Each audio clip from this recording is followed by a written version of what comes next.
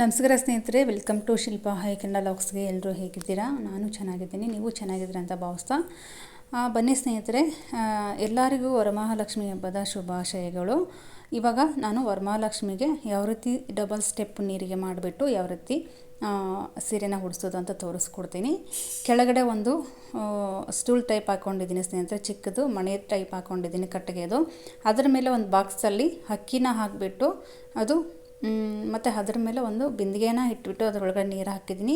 ಟೈಟಾಗಿ ಒಂದು ಪ್ಲಾಸ್ಟಿಕ್ ಪೈಪನ್ನು ಕಟ್ಕೊಂಡಿದ್ದೀನಿ ಸ್ನೇಹಿತರೆ. ಸೇಫ್ಟಿಗೆ ಒಂದು ಟೇಪ್ ಕೂಡ ಹಾಕ್ಕೊತಾ ಇದ್ದೀನಿ, ಗಮ್ ಟೇಪು. ನೋಡ್ತಾ ಇರ್ಬೋದು.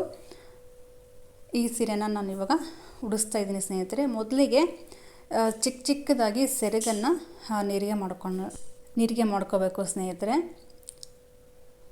ಈ ಥರ ನೀರಿಗೆ ಮಾಡ್ಕೊಂಡಾದ್ಮೇಲೆ ಒಂದು ಸೇಫ್ಟಿ ಪಿನ್ ಆಗಿರ್ಬೋದು, ಇಲ್ಲಾಂದರೆ ಆ ಬಟ್ಟೆಗೆ ಹಾಕುವಂಥ ಒಂದು ಕ್ಲಿಪ್ ಏನಿರುತ್ತೆ ಅಲ್ವಾ, ಆ ಕ್ಲಿಪ್ಪನ್ನು ಹಾಕ್ಕೊಂಡ್ರೆ ಆವಾಗ ನೀಟಾಗಿ ಬರುತ್ತೆ. ಸೇಫ್ಟಿ ಪಿನ್ನಕ್ಕಿಂತ ಬಟ್ಟೆಗೆ ಹಾಕೋ ಕ್ಲಿಪ್ ಹಾಕಿದರೆ ಸೀರೆ ಕೂಡ ಹೋಲಾಗೋದಿಲ್ಲ. ನೋಡ್ತಾ ಇರ್ಬೋದು. ಕರೆಕ್ಟಾಗಿ ಜೋಡಿಸ್ಕೊಂಡಾದ್ಮೇಲೆ ಒಂದು ಪಿನ್ನನ್ನು ಹಾಕ್ಕೋಬೋದು, ಇಲ್ಲ ಬಟ್ಟೆ ಕ್ಲಿಪ್ ಆದರೂ ಹಾಕ್ಕೊಳ್ಳಿ. ನೋಡ್ತಾ ಇರ್ಬೋದು. ಈ ಥರ ನೀಟಾಗಿ ಮಾಡ್ಕೋಬೇಕು. ನೀಟಾಗಿ ಫೋಲ್ಡ್ ಮಾಡಿಕೊಂಡ್ರೆ ನಮಗೆ ಸೀರೆ ನೀಟಾಗಿ ಬರುತ್ತೆ ಅಂತಲೇ ಹೇಳ್ಬೋದು ಸ್ನೇಹಿತರೆ. ಇಲ್ಲಿ ಸ್ಟಾರ್ಟಿಂಗಿಂದನೇ ನಾನು ಚಿಕ್ಕದಾಗಿ ನಾನು ನೀರಿಗೆ ಮಾಡ್ಕೊತಾ ಹೋಗ್ತಾಯಿದ್ದೀನಿ. ನೋಡ್ತಾ ಇರ್ಬೋದು. ಈ ಥರ ಚಿಕ್ಕದಾಗಿ ನೀರಿಗೆ ಮಾಡಿಕೊಂಡ್ರೆ ಫುಲ್ಲು ನೀರಿಗೆ ಆಗುತ್ತೆ. ಆವಾಗ ವರಮಹಾಲಕ್ಷ್ಮಿಗೆ ಸೀರೆ ಮಾತ್ರ ಸಖತ್ತಾಗಿ ಕಾಣಿಸುತ್ತೆ ಅಂತ ಹೇಳ್ಬೋದು ಸ್ನೇಹಿತರೆ. ಈ ಥರ ಒಂದು ಸ್ಟಾರ್ಟಿಂಗಿಂದನೂ ನೀರಿಗೆ ಮಾಡ್ಕೋಬೇಕು. ಸಾಕಷ್ಟು ಜನಕ್ಕೆ ಡಬಲ್ ಸ್ಟೆಪ್ಪು ಸ್ಯಾರಿನ ಸ್ವಲ್ಪ ಕನ್ಫ್ಯೂಷನಲ್ಲಿ ಇರ್ತಾರೆ, ಯಾವ ರೀತಿ ಉಡಿಸೋದು ಅಂತ ಗೊತ್ತಾಗಿರಲ್ಲ. ಈ ರೀತಿ ಫಾಲೋ ಮಾಡಿದರೆ ಯಾರು ಬೇಕಾದರೂ ಆರಾಮಾಗಿ ಸೀರೆ ಉಡಿಸ್ಬೋದು. ತುಂಬ ಸಿಂಪಲ್ಲಾಗಿ ತೋರಿಸ್ಕೊಡ್ತಾ ಇದ್ದೀನಿ. ಈ ಥರ ಫುಲ್ ನೀರಿಗೆ ಮಾಡ್ಕೋಬೇಕು. ಅಂದರೆ ನಮಗೆ ಸೆರಗು ಎಷ್ಟು ಬೇಕೋ ಅಷ್ಟು ನೋಡಿಕೊಂಡು ಸ್ವಲ್ಪ ಉಳಿಸ್ಕೋಬೇಕು ಸ್ನೇಹಿತರೆ.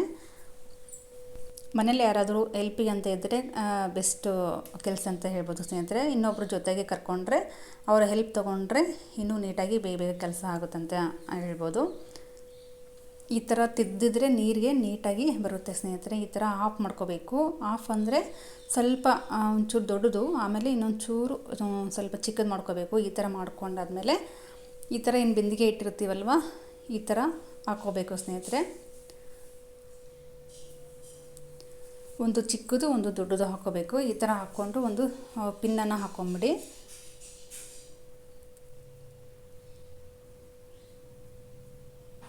ಈ ಥರ ಒಂದು ಸೇಫ್ಟಿ ಪಿನ್ನನ್ನು ಹಾಕ್ಕೊಂಡ್ರೆ ಹಂಗೆ ಒಂದು ಕಾಟನ್ ಥ್ರೆಡ್ ಇರುತ್ತೆ ಅಲ್ವಾ, ಆ ಥ್ರೆಡ್ ಕೂಡ ಕಟ್ಕೋಬೇಕಾಗುತ್ತೆ ಸೀರೆಗೆ.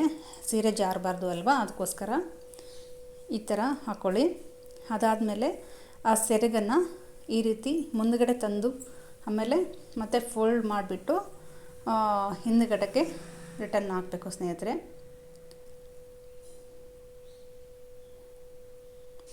ಈ ಥರ ಹಾಕ್ಕೊಳ್ಳಿ. ಈ ಥರ ಹಾಕ್ಕೊಂಡ್ರೆ ನೀಟಾಗಿ ಬರುತ್ತೆ ಅಂತಲೇ ಹೇಳ್ಬೋದು. ಇವಾಗ ಪಿನ್ನೆಲ್ಲ ಮಾಡಾದಮೇಲೆ ಒಂದು ಡಾಬನ್ನು ಹಾಕ್ಕೊಳ್ಳೋಣ. ಡಾಬ ಹಾಕಿಬಿಟ್ಟು ಈಗೇನು ಸೀರೆ ನೆರಿಗೆ ಎಲ್ಲ ಮಾಡಿದ್ವಲ್ಲ ಸ್ನೇಹಿತರೆ, ಆವಾಗ ಚಿಕ್ಕದಾಗಿ ಒಂದೊಂದೇ ನೀಟಾಗಿ ಫಿನಿಶಿಂಗ್ ಮಾಡೋಣ ಸ್ನೇಹಿತರೆ.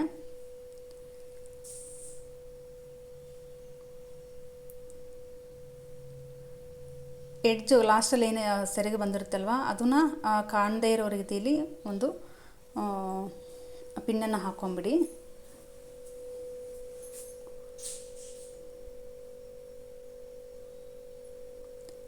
ಕೆಳಗಡೆನೂ ನೀಟಾಗಿ ಮಾಡ್ಕೊಳ್ಳಿ. ನೀಟಾಗಿ ಮಾಡಿಕೊಂಡ್ರೆ ಆವಾಗ ಸೀರೆ ಅನ್ನೋದು ನೀಟಾಗಿ ನೀರಿಗೆ ಕರೆಕ್ಟಾಗಿ ಬರುತ್ತೆ.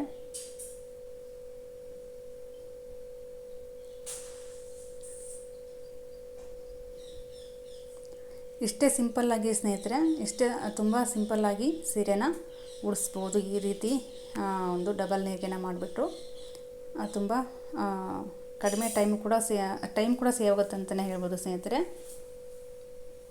ಹಂಗೆ ಈ ಒಂದು ಸೀರೆನ ಯಾರಿಗೆಲ್ಲ ಇಷ್ಟ ಆಯಿತು ಅಂದರೆ ಹಂಗೆ ಶೇರ್ ಮಾಡಿ. ನಿಮ್ಮ ಅಕ್ಕಪಕ್ಕದವರು ವರಮಹಾಲಕ್ಷ್ಮಿ ಏನಾದರೂ ಮಾಡ್ತಾಯಿದ್ದರೆ ಶೇರ್ ಮಾಡಿ, ಖಂಡಿತವಾಗ್ಲೂ ಅವ್ರು ಕೂಡ ಯೂಸ್ ಆಗುತ್ತೆ ಅಂತಲೇ ಹೇಳ್ಬೋದು.